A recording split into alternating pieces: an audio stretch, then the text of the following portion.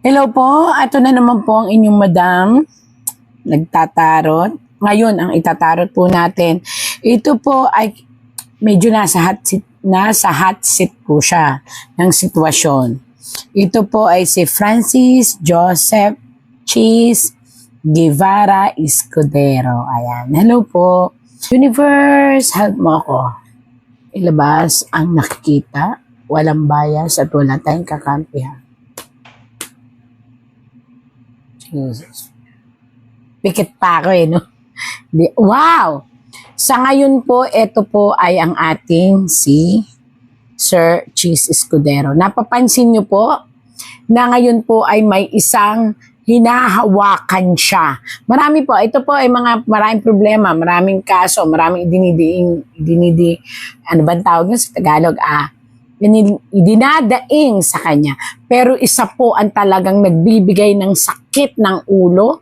Hindi lang po sakit ng ulo, ang nagbibigay sa kanya, hawak niya ngayon ng isang malaking problema kung paano niya susolusyonan at ipapaliwanag sa tao. Ayan po, hawak niya. Sa totoo lang, ang paghawak niya rito, kitang-kita niyo po napakahigpit ng hawak niya.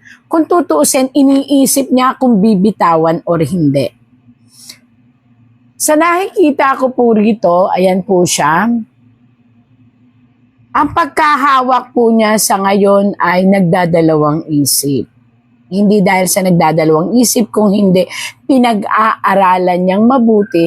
Dahil kung hindi po niya to pag-aaralang mabuti, darating po yung time, baka itong hawak niyang ito na impeachment case kay Ma'am Sara ay magkaroon ng malaking problema. Ano kaya ang susunod? Oops. Kung makikita nyo po, may signify po or sign ng isang bata ay kinakailangan po ito ay pag-asa. So, ang ibig sabihin po nito, maiipit talaga si Ginoong Cheese Escudero kasi may nag-o-offer sa kanya or may nangungulit sa kanya na ibaliktad or kaya nga po pag-asa na wag gawin yung isang pag-asa. Ibig sabihin po, maaaring ang hindi pagkakaroon ng impeachment, wala po akong kinakampihan, binabasa ko lang po. Or isang pag-alis, ibig sabihin, pag-ayaw dito sa offer na ito para ang bagong pag-asa ng mga Pilipino na naniniwala in both side ng katahimikan ay huwag sundin. So, dito po, ipapaliwanag ko po, ito po si Ginoong Cheese Escudero, hawak niya. Tapos nakita nyo, naka-slant. Ibig sabihin po na naka-slant, delikado po siya dito. Pag ito, nagkamali po siya ng desisyon. Magbubunga ng isang pangit. Kapag itinuloy ang desisyon na impeachment. Ito, ayan. Naghihintay siya ng mensahe. Si Cheese Escudero, sorry po, wala na yung ginawa. Si Sir Cheese Escudero ay nakaupo, nalulungkot, naguguluhan, nakasandal siya ngayon sa kanyang posisyon. Yung posisyon niya po ay yung puno, yung kanilalagyan niya. Actually, matibay po ang posisyon niya. Pero kahit nyo, matibay ang posisyon niya. Maaaring makatulong siya para makalika. Nakita niyo yung tatlong yan? Yan yung impeachment po yan. Napansin niyo halos pare-pareho. Kaya kong i-explain yan kahit saan. Pero ito, kung naririnig ito ni Sir Cheese Escudero, sasabihin niya, tama ang tarot.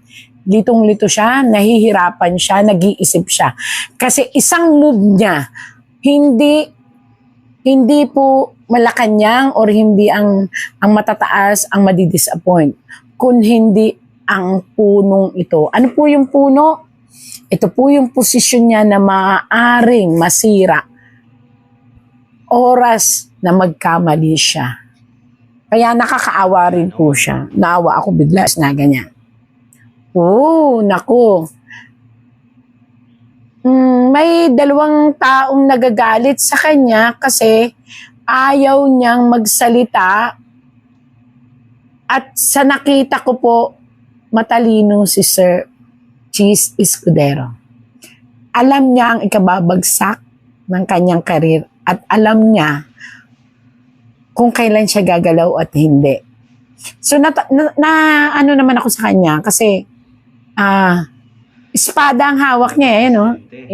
Again and again, impeachment na naman po yan. Doon po siya ididiin sa impeachment na yan. Kung may 2 tao na nagagalit po sa kanya kasi hanggang ngayon, naniniwala siya na hindi na dapat ituloy ang impeachment. Kasi may nakita siya na ikababagsak talaga ng gobyerno natin. So may concern si Sir Cheese Escudero sa sitwasyon. So, yun nga lang, we cannot please anybody. Nanawa ko si Sir Cheese Escudero. Ayan, yan na naman, may piring na siya. Sa totoo lang po, alam na niya kung anong desisyon niya, pero hindi ko para sabihin dito. Alam na ni Sir Cheese Escudero na may mga bagay na dapat i-reconsiderasyon na hindi dapat ituloy ang impeachment. Nasa kanya mag-uumpisa. Kung gusto nila, parang ganito ho kasi ang sitwasyon kung gusto ninyo, ito po ay nakita ng tarot sa isip ni Sir Cheese Escudero. Kung gusto ninyong ituloy yan, gumalaw kayo ng mabilisan na kayo mismo, huwag manggaling sa akin. Kasi may nakita siya na hindi na talaga at nakikita rin po ng taong bayan. So, isang pagkakamali talaga ni Sir Cheese Escudero. Taong bayan ang kalaban niya. Pero kung wala namang politician, di ba, ang gulo rin. Pero kung mabubuhay naman tayo ng simple lang, kakaawa rin pala itong mga politiko na to. Ay, mananatili ang pananaw ni Sir Cheese Escudero. Tama ang pananaw niyang huwag siyang magpadala sa anumang salita. May nagpupush po sa kanya. Hindi ko alam kung sino to, lalaki. Minamabilis ang lahat. Pero ito po ay nakaupo. Nakaupo po ito. Nakaupo ito sa katungkulan. At may hawak po siyang batas. Minamadali po siya.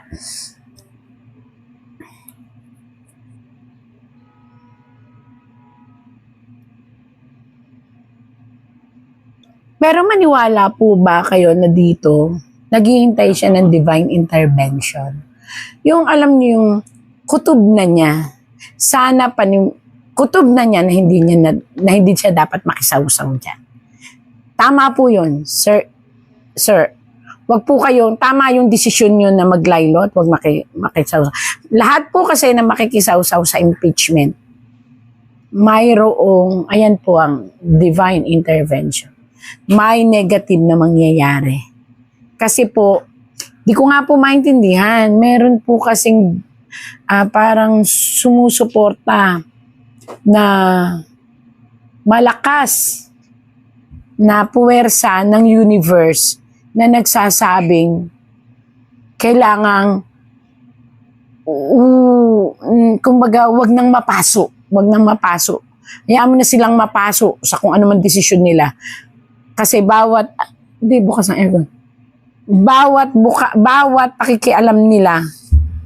pakikialam nila ng sino man ay mapapasok. Ito po, ayan, kitang-kita niyo. The divinity, the intervention. Bakit sasabihin na naman nila, nakabaliktad. Ang tunay na psychic po, kahit nakabaliktad, kahit nakatihaya, kahit nakabladlad yan, ay mababasa. Kung babasahin ko po ito ng natural na nakabaliktad, alam niyo po ba ang ibig sabihin nito kung hindi ko sasalain? Magkakaroon ng malaking kaguluhan ang buong Pilipinas sa oras na itinuloy ang impeachment. So, sasabihin na naman nila, makasara ako, makaduterte. Hindi po, binabasa ko lang po ito. Mahal ko ang bansang Pilipinas. Dahil Pilipina ako. kung anong mangyari sa Pilipinas, hindi naman ang mga nakaupo sa gobyerno maapektuhan. Ako, ang pamilya nyo. So sinasabi ko po ang katotohanan. Ito po yung katotohanan, wala akong kinakampihan. Kahit mag-offer, yan nga po, kahit mag-offer, kaya nga may cross kahit mag-offer po ang ating gobyerno ng peace and ano daw yon, peace and makeup, parang bati-bate, parang mga bata na nagbabati-bate. Hindi po yun magkakaroon ng katuparan pag hindi hinihinto ang kaguluhang yan sa impeachment. At kinakailangan pong with the divine intervention maibalik ang isang, nangingilabot nga po ako ang isang bayani na tinitingala ng mga taong Pilipino na naniniwala na tama ang ipinaglaban noong tao na pinuproteksyonan ng divine intervention. Which ang pinuproteksyonan po talaga ng divine intervention, ayan po naka-cross, ayan po yung Mother Earth, tapos yun po, ay yung the clan, the father, Duterte, Digong Duterte. At dahil ang mga Duterte po ay may dugo ng sina Ma'am Sara, sina Sir Paulo, yung kanyang mga anak, dahil nga po sila may dugo ng pinuproteksyonan, sila ay dawit sa proteksyon ng universe. Hindi nyo napansin? Inyo pong pansinin kahit po sa mga vlog ko. Kaya naniniwala ako, natutuwa ako kay Sir Cheese Escudero kasi nakikiramdam siya at ayaw niyang maging kasangkapan. Dahil may kapalit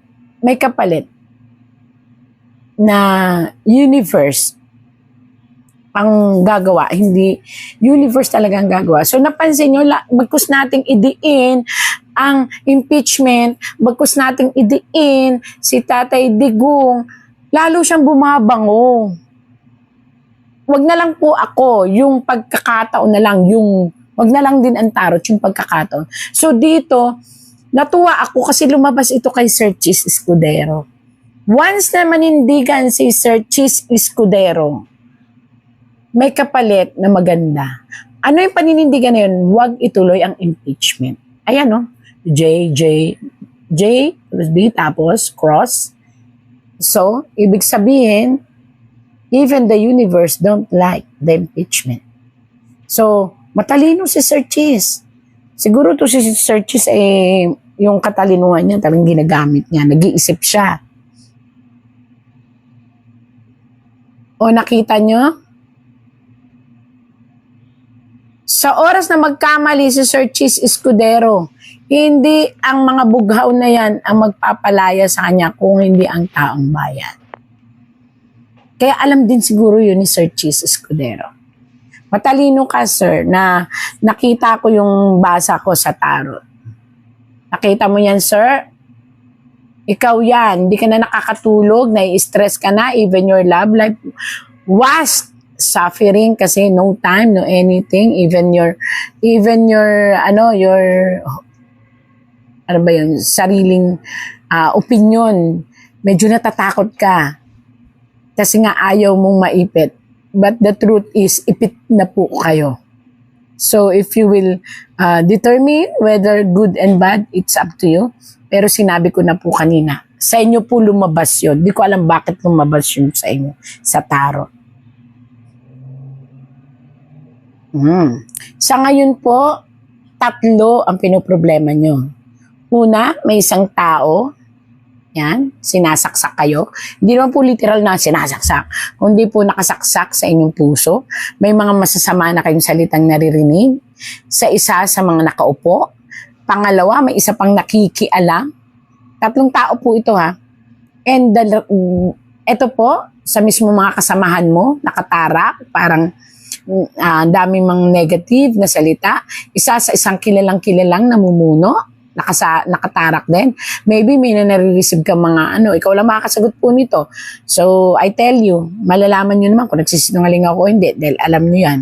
Tapos itong the rest, Natatakot ka sa taong bayan sa pagkakamaling gagawin mo. Which is tama, may takot ka. Yun po ang kulang sa ating mga nakaupo. Kailangan matuto po tayong gumaya kay Sir Chis Escudero na may takot.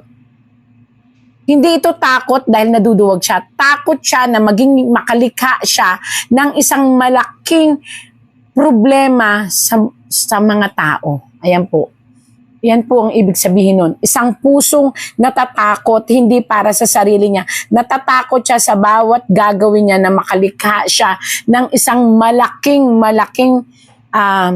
kaguluhan na sasaksak sa mga tao. Nakikinig siya sa sinasabi ng mga tao na stop all the impeachment.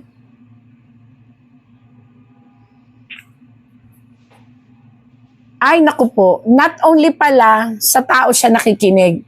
Ito po, hindi ako marunong, pero ito po kayo, Sir Chis Escudero, may mga nakita kayong lapses na maaaring mag-bounce back sa kalaban kapag itinuloy ang impeachment. Ayan po.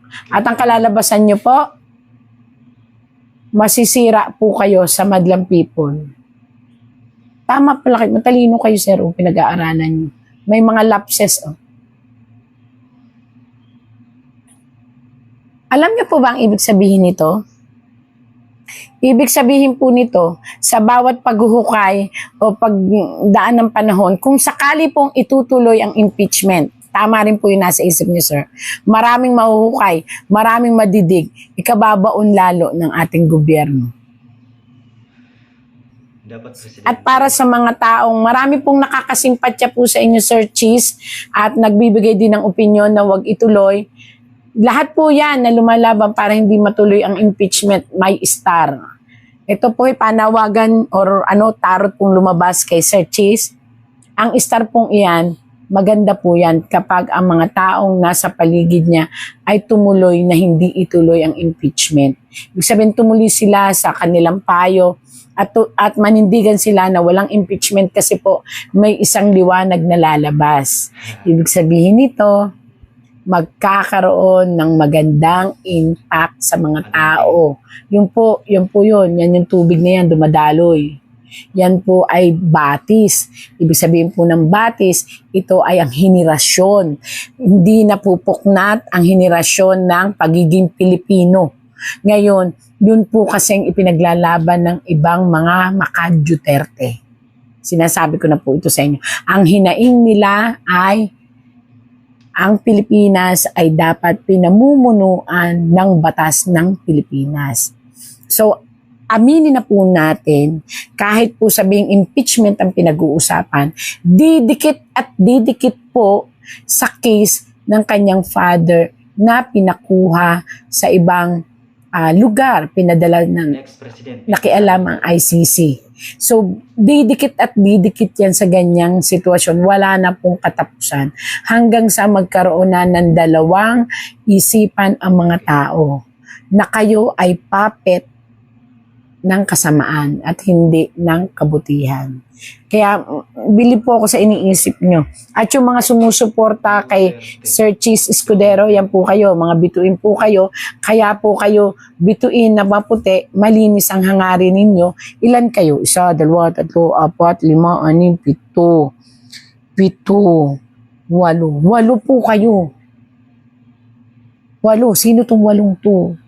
Napakaswerte nyo po kasi yung lahat at pag po nag-manifest na maiayos at wala nang mga ganyan-ganyan, may star po, may regalo kayo mula sa universe. Ay, naku, nahirapan ako. Tarot naman masyadong At victory ay pupunta at babalik ang tiwala. Masakit po ito, Sir Chis, pero marami po ang nawawalan ng tiwala sa inyo. Dahil akala po kayo ay bayaran or puppet ng gobyerno. So, let's try to change all those concepts within their minds and may they realize the battle that you have in. Ito po. Ayan. Yan. Sa love life ko na akong pakialaman kasi hindi naman kayo doon nahahotsit . Pero mag-ingat po kayo sa health nyo, ha? Yung mga tuhod, kasukasuan at sikmura, kailangan nyo pong magpa-try. Maybe it just a matter of stress and secondary, napapagod kayo. Ayan. Main decision, ipaglalaban yung huwag makialam.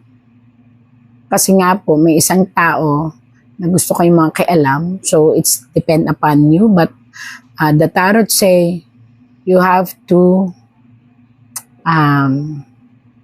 strong, have a battle. At para sa bawat battle nyo pong ipapakita na sincero kayo, na talagang pinapakita nyo na hindi kayo puppet or hindi kayo bayaran o hindi kayo utusan, yun po yung sinasabi lang ng tarot. Na naman po kung ano doon. Ay may magandang nakalaan po.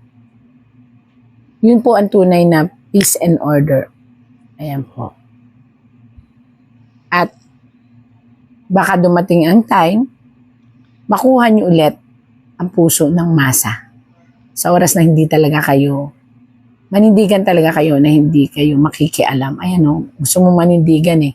Pero yun nga ang sabi ng clue ng tarot, tama daw manindigan kayo. Kasi marami daw po ang nag-iisip na kayo ay isang utu-uto, kayo ay isang utusan, kayo ay isang puppet. So, ganda po yung pinakikita ninyo para nakita niyo yung ulap na yan. Yan po yung mga salisalita, yan po yung mga kwento-kwento. Pag nakita po yan ng taong bayan, kayo na rin po mag-aangat ng sarili nyo. Yun. Doon po natatapos ang tarot ko sa inyo. Naawa naman po ako sa inyo. Kasi alam niyo kung bakit. Gusto niyo ipakita na talagang lumalaban kayo. At kaya lang hindi makita ng tao yung struggle ninyo na ipakita na hindi kayo puppet, hindi kayo ganun. So, again, wala po akong kinakampihan. Binasa ko lang po ang tarot at malinaw naman po ipinakita ko sa inyo. Pero dito po talagang ang sinabi ng tarot, kung paniniwalaan nyo lang po ang tarot, mas magandang stop the impeachment. Yun po.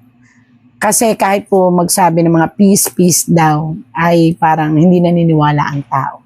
So, stopping the impeachment may cost to bring back again the trust and what we call na parang second na pag-iisip ng tao na mayroon pa palang mga nakaupong politiko na hindi puppet. So, yun po yun. Ito po yun. Nagsasabi lang po ako kung ano ang nakita ng tarot.